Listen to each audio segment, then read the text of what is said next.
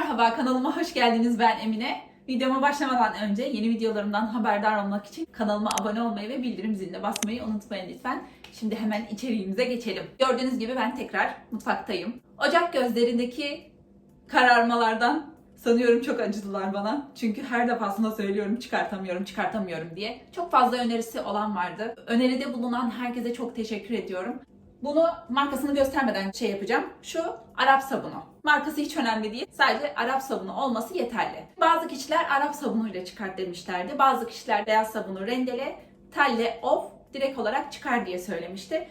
Ben de normalde şu Arap sabununu ben daha böyle jöle kıvamında bilirim. Küçüklüğümde çünkü ablamlar falan böyle halı falan yıkıyorlardı onunla. Oradan biliyorum ama bu böyle biraz daha sıvısı ve inanılmaz bir şeymiş. Gerçekten daha önce neden almamışım diye düşünüyorum. Bakın daha yeni almama rağmen ne kadar çok kullandım ki her şeyde kullandım. Hemen çok fazla uzatmadan şurada hazırladım ben. Mesela şu şekilde bakın bu benim mühürleme tavam. Yüksek ısıda sürekli böyle normal et mühürler eşim ve dolayısıyla tavanın altı şu an bu şekilde. Şimdi bunu yapacağız. Öyle kararmış sararmış tencereler için soranlar var ya, onu deneyeceğiz. Şu çaydanlıkta az önce dedim ki bakayım içine şu sararmaları falan soranlar sadece bir damla damlattım ve hemen yıkadım. Dedim ki size göstereyim sararmayı nasıl hemen alacak diye. Çünkü direkt olarak döktüğünüz zaman hemen alıyor. Ve tabii ki benim ocak gözlerim bakın şu durumda. Geçen aceleyle yapmıştım. Bu kadar çıkarttı. Yani çok az bir şekilde kaldı. Devam etseydim daha fazla çıkartırdım. Ama sonra baktım ki çok fazla öneri geliyor. En azından dedim onlarla bir denemiş olalım. Bunu da yapacağız. Markası dediğim gibi hiç fark etmez. Bunun içinde zeytinyağı üzerinden gelen doğal temizlik yapıyor. Koruyucu içermeyen ev temizliği. Ben bunu 101'den aldım. Vegan veya hayvansal kaynaklı ham madde içermez ve hayvanlar üzerinde test edilmemiştir diye bir notu da var. Elleri de hiçbir şey yapmıyor. O yüzden ben tekrar eldiven kullanmayacağım. O eldiven hani kullanın diyenler için bunda gerek yok. Hiçbir şey yapmıyor çünkü. Kokusu da hiç rahatsız etmiyor. Alerjisi olanlar falan rahatlıkla kullanabilecek bir ürün. Hemen şimdi hiç uzatmadan şu tarafa geçelim. Şunları bir uygulama yapalım. Şimdi tava bakın şu şekilde. Ancak görüntüyü bu şekilde ayarlayabiliyorum. Çünkü araya lavabo giriyor ve engel oluyor. Şunlar da şu şekilde.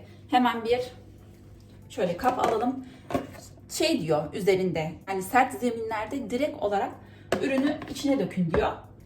Suyla karıştırmadan. Şimdi bakalım. Bunlar da hiç denemedim ama tencere altında falan denedim. Bana genelde şöyle ince telle yap demişler ama ben bu telleri sevmiyorum ya. Böyle tel daha uygun geliyor bana, daha yumuşak. Sanki çizilecekmiş gibi geliyor şununla.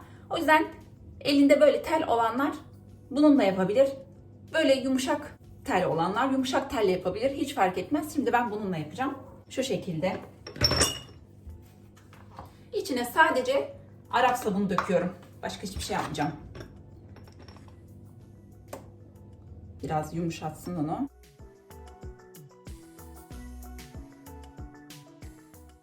Bunu da üstüne dökelim.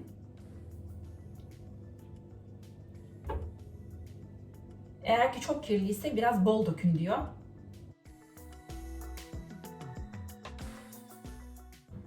Şimdi şöyle bir hafif yaydırayım ben bunu. Ele zararı yok, merak etmeyin. Şöyle şurada bu şekilde beklesin. Çaydanlığın içine de bakın şöyle sararmış.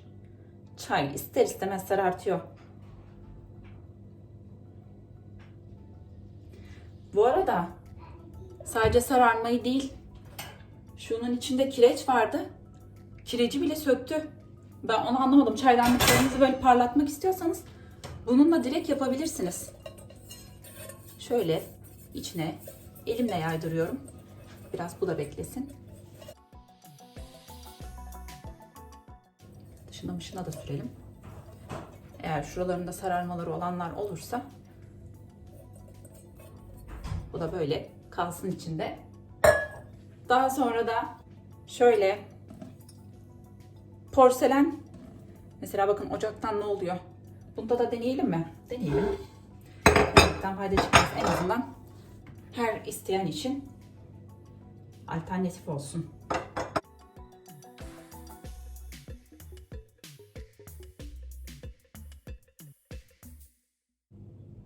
Daha ille çıkartıyor ya. Şu sarıldıkları çay izlerini. Ne güzel bir şeymiş.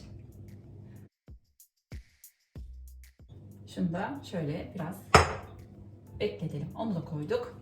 Şuralarımda falan vardı. Onları da çıkarttım onunla. Şimdi şununla buralar tırtıklı tırtıklı.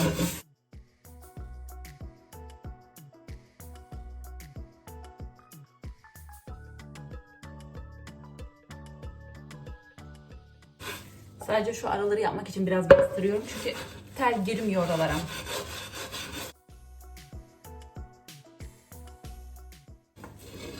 Tava koyuyor ki tutamıyorum.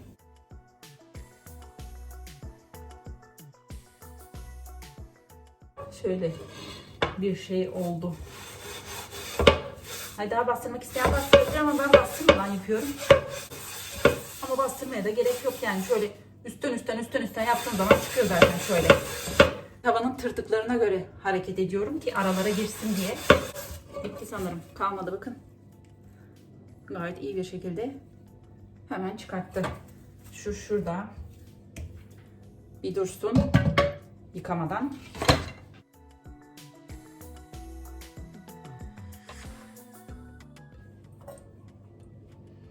Şunu şimdi bir yapalım. Şunu bir yıkayayım. Çok bastırmış olsaydım şu telin şekli şemali kayardı. Oradan anlayabilirsiniz. Şunu da şöyle hiç bastırmadan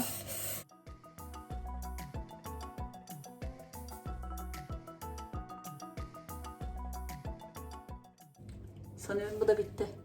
Durulayınca hepsini göreceğiz. Şu da şurada dursun. Şimdi şuna bakalım.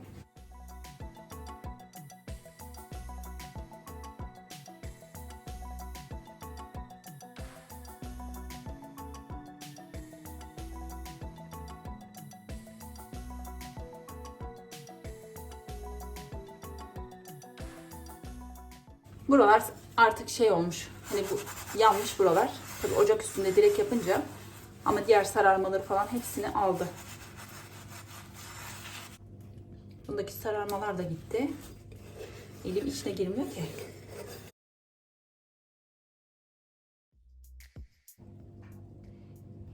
Şu da şurada dursun. Şimdi bakalım. Şunlardan biraz beklediler nasıl olsa.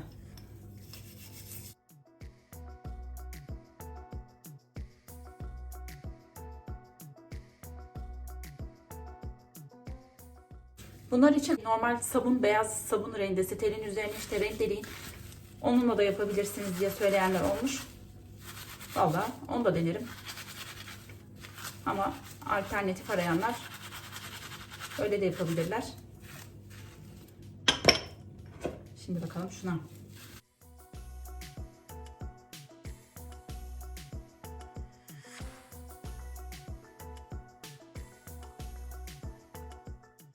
Bu tel şey yapmıyor. Ben şunu bir deneyeyim ya sert telle.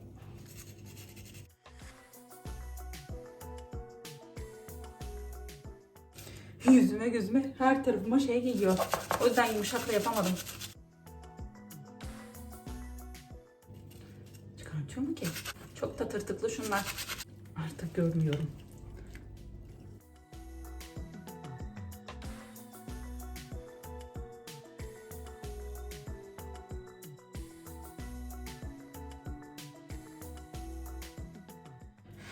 Şuna biraz sıcak su koyacağım.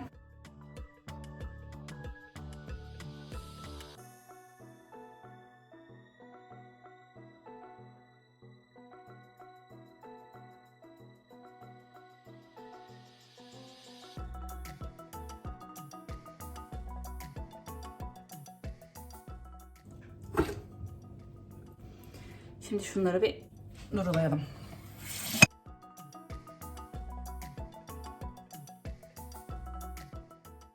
Birinci sonucumuz porselendeki Arap sabununun etkisi. Şunlara bakmayın, bunlar ocaktan artık yanmış buralar, hiç çıkacak gibi değil. Ama içi, şu dışı, buralar sararmalar gitti. Şimdi çaydanlıkta bakalım. Sadece sünger, normal sünger, hiçbir şey yok. Arındırmak için. Bakalım ocak gözlerinde işe yarayacak mı? Çaydanlık içi sararması komple gitti. Bunu da aldı. Şimdi şu tavaya bakalım.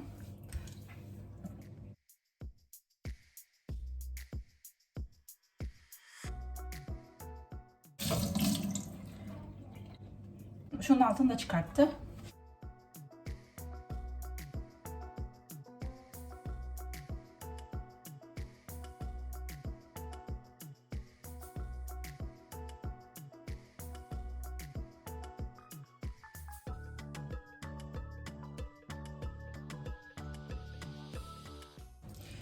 Şunda çok az kaldı.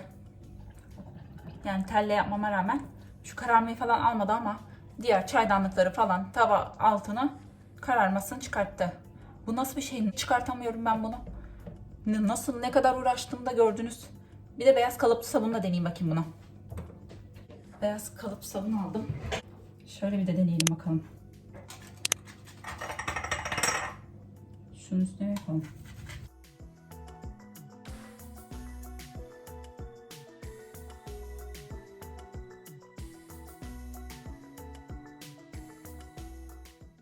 Şunu da biraz aldım.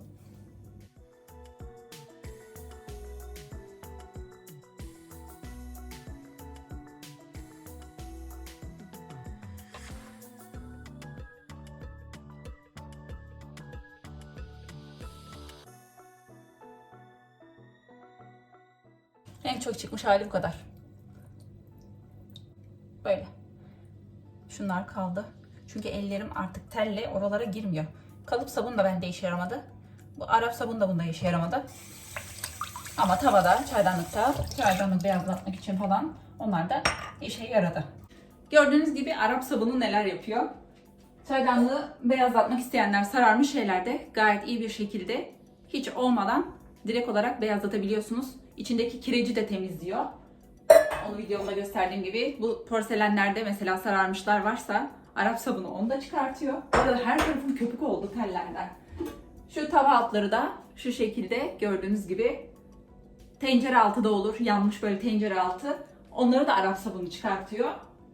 Ama bunu ben ne yaptıysam çıkartamadım. Daha önce de denedim. Sabun da rendeledim gördüğünüz gibi. Ama en fazla bu kadar çıkıyor. Diğerlerinde hiçbir sorun yok. Yani çok az böyle yanığı olanlar Arap sabununu deneyebilir, kalıp sabunu da deneyebilir. Onlarda bir problem yok ama bunun en çok çıkmış hali bu. Ne yaptıysam çünkü ben bunu çıkartamıyorum. Artık böyle ellerim falan delinir herhalde bunu çıkartmaya çalışırken. Ama sonuç bu şekilde. Arap sabununu böyle sararmış yerlerinizde gayet iyi bir şekilde uygulama yapabilirsiniz. Çok iyiymiş. Ben zaten diyorum ya bitireceğim onu, az kaldı. Daha yeni aldım. Çok da uygundu fiyatı. Gayet de çok işe yarıyor. Sararmış lavabonuzda falan yapabilirsiniz. Banyo lavaboları hani beyaz olanlarda sararmaları alabilirsiniz. Ben tuvaletime de kullandım. Yani öyle evinizde Arap sabununun olması bence iyi bir şey. En azından bayanlara böyle daha kolaylık olsun. Yağları falan çıkartıyor. Ocaktaki hafif kararmaları falan çıkartıyor. Onu söyleyebilirim ama dediğim gibi bu ocak gözlerinde benimkinde ancak bu kadar işe yaradı. Belki sizde daha fazla işe yarar. Benim anlatabileceklerim size bu kadar. Umarım keyifle izlemişsinizdir. Umarım çok fazla işinize yarar. Bugünlük benden bu kadar. Yeni gelenler kanalıma abone olmayı unutmazsanız beni çok mutlu edersiniz. Instagram'dan da beni takip etmeyi unutmayın. Bir dahaki videolarımda görüşmek üzere. Kendinize çok iyi bakın. Hoşça kalın.